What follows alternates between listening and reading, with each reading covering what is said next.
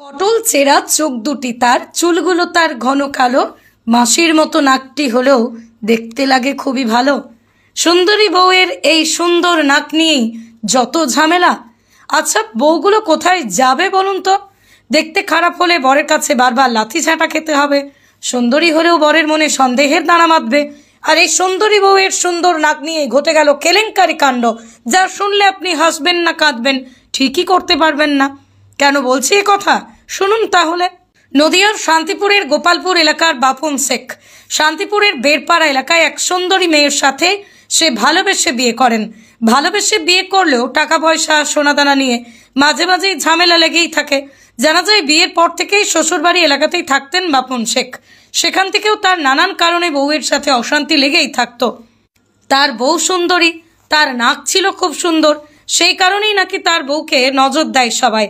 আর সেই সন্দেহের কারণেই মদ্যপান করে বসে সে তার বউয়ের উপর অত্যাচার শুরু করত। জানা যায় গতকাল গভীর রাতে স্ত্রী ঘুমিয়ে পড়লে তাকে মেরে ফেলার উদ্যোগ নেয় স্বামী। স্ত্রী যখন গভীর ঘুমে আচ্ছন্ন, সেই সুযোগকে কাজে লাগিয়ে অভিযুক্ত বাপন শেখ বিছানার মধ্যে দুই হাত দিয়ে শক্ত করে গলা টিপে ধরে তার স্ত্রী বাঁচার জন্য ছটফট করলে তার বুকের ওপর উঠে তাকে মারার উদ্দেশ্যে নিয়ে গলা টিপে ধরে। সেই সময় নিজেকে বাঁচাতে নিজের স্বামীকে ধাক্কা মেরে ফেলে দিতে গেলে তার সঙ্গে ধস্তাধস্তি শুরু হয়ে যায়। এরপরই অভিযুক্ত স্বামী তার স্ত্রীর নাকে কামড় দিয়ে নাক উপড়ে নিজের মুখে নিয়ে নৃশংসভাবে চিবোতে থাকে।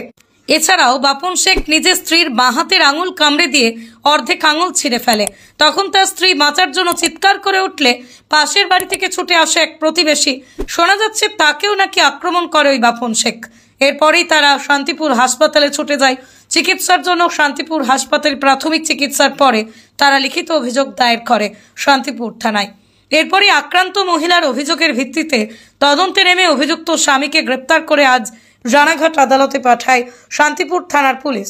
পরে আমাকে বলে তোর নাকটা লম্বা, তোর হচ্ছে কি যে কোনো ছেলেরা তোকে পছন্দ করে, তোর নাকটা আগে কাটতে হবে।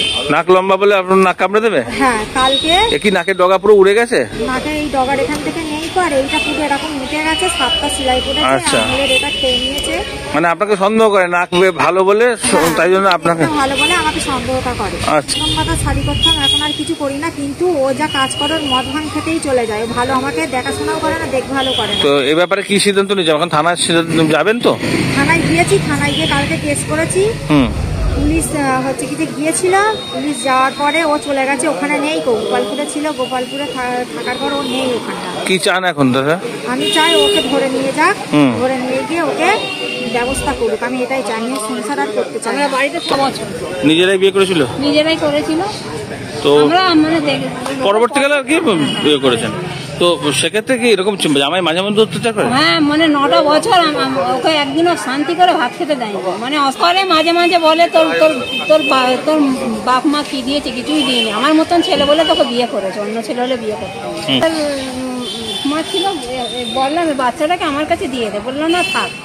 দিয়ে ঘুমাচ্ছে, দেখুন রাত 3টে চিৎকার করছে, মা মা তাড়াতাড়ি এসো, আমি আর নেই, আমি আর নেই। না, মানে ঘর থেকে আমরা পাশাপাশি থাকি। আচ্ছা, আমার মেয়ে মানে আপনার বাড়িতেই আপনার জামাই ঘর জামাই থাকে?